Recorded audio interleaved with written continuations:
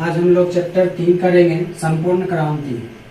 संपूर्ण क्रांति जयप्रकाश नारायण जी लिखे हैं।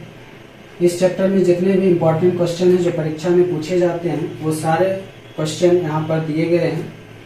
तो सारे क्वेश्चन को अच्छी तरह लिख लें और याद कर लें।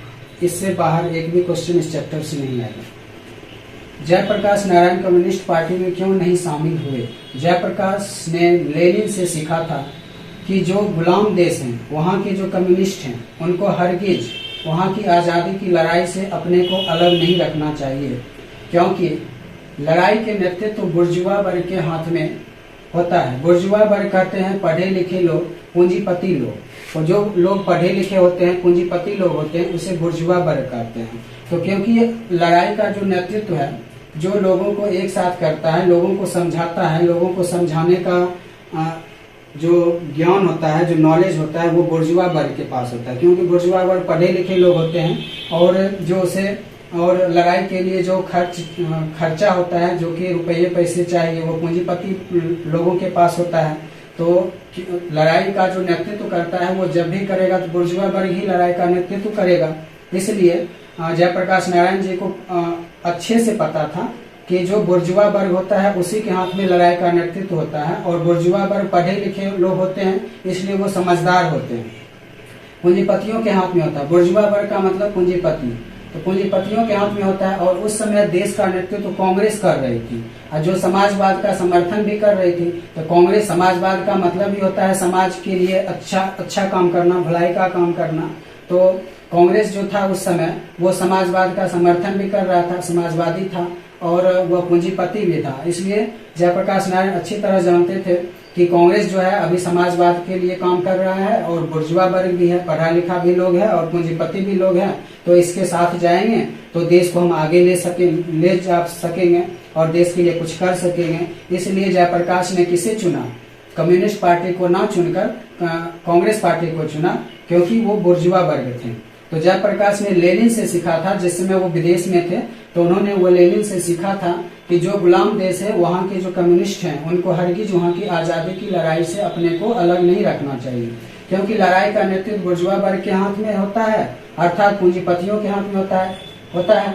और उस समय देश का, जिस समय जरूरी था देश के लिए कुछ करने का, उस समय जो देश का था नेतृत्व तो कांग्रेस कर रही थी, और जो समाजवाद का समर्थन भी कर रही थी। इसलिए जयप्रकाश नारायण कम्युनिस्ट पार्टी में शामिल ना होकर कांग्रेस पार्टी में शामिल हुए, क्योंकि वो अच्छी तरह जानते थे कि कांग्रेस जो अभी है वो पूंजीपति भी है, और उसके साथ में जितने भी लोग हैं सब बुर्जुआ वर्ग के हैं, क्योंकि वो सारे लोग पढ़े लिखे लोग थे। इसलिए वो कहाँ चले गए? 2 नंबर क्वेश्चन है कि जयप्रकाश नारायण के अनुसार डेमोक्रेसी का शत्रु कौन है?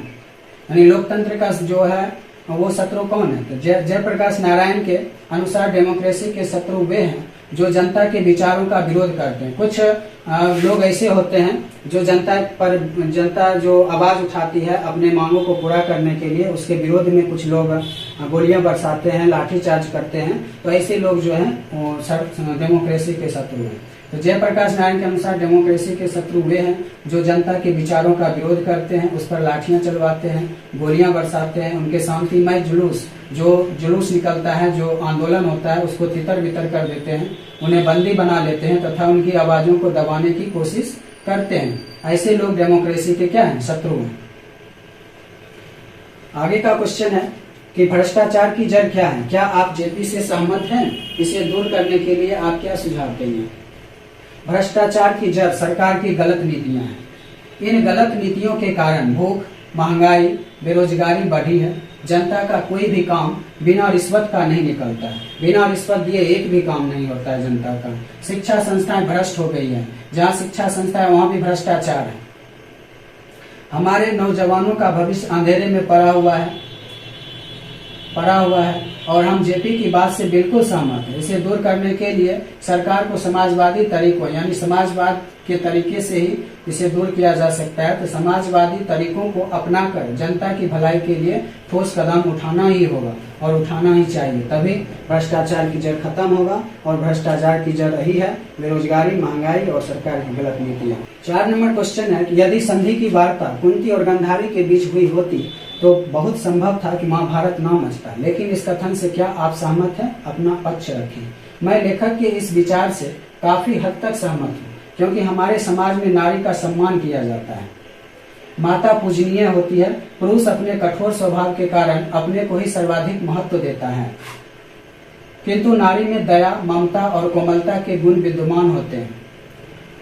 अगर महाभारत के युद्ध से पूर्व हुई संधि यानी जो बातचीत हुई थी उसमें औरतों को भी शामिल किया जाता है, यानी उसके जो संधि की वार्ता थी, बातचीत थी, कुंती और गंधारी के बीच हुई होती है, ना कि पुरुषों के बीच होकर कुंती और गंधारी के बीच अगर होता तो यह संभव था कि वे अपने पुत्रों को समझा देती और युद्ध नौबत नहीं आने देती, यानी युद्ध नहीं माना। वस्तुनिष्ठ प्रश्न है कि संपूर्ण क्रांति के रचनाकार कौन है? याद रखना है जयप्रकाश नारायण जी हैं। संपूर्ण क्रांति के रचनाकार जयप्रकाश नारायण जी हैं। लोक नायक किसे कहा गया है? इंपॉर्टेंट क्वेश्चन है। लोक नायक किसे कहा गया है? जयप्रकाश नारायण जी को कहा गया है लोक नायक। जयप्रकाश नारायण को भारत रत्न का पुरस्कार कब प्राप्त हुआ? 1998 में हुआ।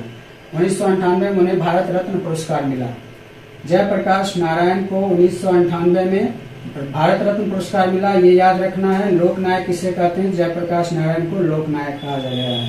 जयप्रकाश नारायण का जन्म कहाँ हुआ था? सिताब दियारा में हुआ। जयप्रकाश नारायण के भाषण का अंश का शीर्षक है संपूर्ण क्रांति। ये जो लेसन है वो चैप्टर का नाम है संपूर्ण क्रांति। भ्रष्टाचार की जड़ क्या है? तो सरकार की गलत नीतियां हैं। भ्रष्टाचार की जड़ क्या है? तो सरकार की गलत नीतियां हैं। जयप्रकाश नारायण जी का निधन किस दिन हुआ था? जयप्रकाश नारायण जी का निधन किस दिन हुआ था? तो जयप्रकाश नारायण जी का जन्म 8 अक्टूबर 1979 को हुआ था। जयप्रकाश नारायण के अनुसार देश का भविष्य किसके हाथों में है? तो नई पीढ़ी के हाथों में है या फिर युवा पीढ़ी में है। युवा क्वेश्चन अगर ऑप्शन में युवा पीढ़ी रहे तो युवा पीढ़ी लगाना है, या नई पीढ़ी है तो नई पीढ़ी लगाना। Reconstruction of Indian polity Jayaprakash Narayan की किस रचना विधा से संबंधित है? Reconstruction of Indian polity Jayaprakash Narayan की जो रचना है वो कविता से संबंधित है। गरीब की बेरोजगारी बढ़ती जाती है, कहा गया है किसने? तो संपूर्ण क्रांति में कहा गया कि गरीब की बेरोजगारी बढ़ती जा रही है दिन ब दिन। अपना देश पिछड़ा हुआ है बावजूद इसके कि हमने लोकतंत्र की स्थापना की है, कथन किस पाठ से संबंधित है? तो संपूर्ण क्रांति से संबंधित है। ये जो लाइन है ये संपूर्ण क्रांति में कही गई है। संपूर्ण क्रांति का नारा किसने दिया? तो जयप्रकाश नारायण ने जी दिया। और फणीश्वर नाथ रेणु की रचना है मैला आंचल। फणीश्वर नाथ रेणु चैप्टर के बीच में कुछ और भी दूसरे लेखक का नाम आता है, तो उसमें जो है फणीश्वर नाथ रेणु जी, उनका जो रचना है वो मैला आंचल है। जयप्रकाश नारायण ने संपूर्ण क्रांति वाला ऐतिहासिक भाषण कहाँ और कब दिया था? तो वो जो ये क्रांति है, संपूर्ण क्रांति का जो भाषण है वो पटना में 5 जून 1974 को दिए थे। जयप्रकाश नारायण के पिताजी का नाम क्या था? हर्षु दयाल था। जयप्रकाश नारायण जी के पिताजी का नाम याद रखना क्या था? तो हर्षु दयाल था। जयप्रकाश नारायण का जन्म कब हुआ था? जयप्रकाश नारायण का जन्म 11 अक्टूबर 1902 को हुआ था। जयप्रकाश नारायण की पत्नी का क्या नाम था? तो प्रभावती देवी था। जयप्रकाश नारायण की पत्नी का क्या नाम था? तो प्रभावती देवी। जयप्रकाश नारायण को किसका दलाल कहा गया? तो इसे अमेरिका का दलाल कहा गया, क्योंकि ये अमेरिका में थे जिस समय ये लेनिन के बातों से प्रभावित हुए थे, तो ये उस समय अमेरिका में रहते थे, इसलिए इन्हें क्या कहा गया? तो अमेरिका का दलाल कहा गया था। जयप्रकाश जी को किसका भाषण सुनकर अमेरिका आने की प्रेरणा मिली? स्वामी सत्यानंद, स्वामी सत्यदेव जी का। जयप्रकाश नारायण जी को किसका भाषण सुनकर अमेरिका आने की प्रेरणा मिली? स्वामी सत्यदेव। जयप्रकाश नारायण ने ISC की परीक्षा कहाँ से पास की? बिहार विद्यापीठ से। जयप्रकाश जी मार्क्सवादी कब बने? तो 1924 में बने। लेनिन की मृत्यु कब हुई? तो 1924। ये याद रखना, लेनिन की मृत्यु कब हुई थी? 1924 में। 2-3 क्वेश्चन ऑब्जेक्टिव में बहुत ज्यादा इंपॉर्टेंट है। फ्री प्रेस के मालिक कौन थे? सदानंद जी थे। फ्री प्रेस के मालिक कौन थे? सदानंद जी थे। जयप्रकाश नारायण किसकी आलोचना करते थे? ये तीनों कर, महात्मा गांधी, जवाहरलाल नेहरू, लाल बहादुर शास्त्री, तीनों की आलोचना करते थे। उपरयुक्त तीनों होगा। ब्रेन ऑफ बॉम्बे किसे कहा गया है? तो उमा शंकर जी को। ये फ्री प्रेस के मालिक सदानंद जी, और ब्रेन ऑफ बॉम्बे किसे कहा गया? तो उमा शंकर जी को कहा गया। जो कम्युनिस्ट हैं उनको हरगिज अपने देश की आजादी से लड़ाई से अपने को अलग नहीं रखना चाहिए। किनका विचार था? ये लेनिन का विचार था, और इन्हीं के विचार से कौन प्रभावित हुए थे? तो जयप्रकाश नारायण जी प्रभावित हुए थे, और वो भी यही सोचते थे, उनका भी विचार यही था। लोक नायक के रूप में कौन प्रसिद्ध है? तो जयप्रकाश नारायण जी हैं। जयप्रकाश के बचपन का क्या नाम था? बाउल। ये ज्यादा और इम्पोर्टेंट है, इसे याद रखना है। जयप्रकाश के बचपन का क्या नाम था? बाउल। जयप्रकाश नारायण के पिताजी का नाम क्या था? माता जी का नाम क्या था? फूल रानी। जयप्रकाश नारायण जी के माता जी का नाम क्या था? तो फूल रानी था। जयप्रकाश नारायण को समाज सेवक के लिए 1965 में कौन सा सम्मान मिला था? तो मैग्सेसे मिला था। मैग्सेसे। जयप्रकाश नारायण जी को समाज सेवक के लिए 1965 में कौन सा सम्मान मिला? तो मैग्सेसे मिला था। मैग्सेसे याद रखना है। किस अस्पताल में दिनकर जी का निधन हुआ था? बलीगठन एक अस्पताल था जहां पर उनकी मृत्यु हो गई थी। प्रजा सोशलिस्ट पार्टी का गठन कब हुआ था? 1952 में। प्रजा सोशलिस्ट पार्टी का गठन कब हुआ था? 1965 ईस्वी में।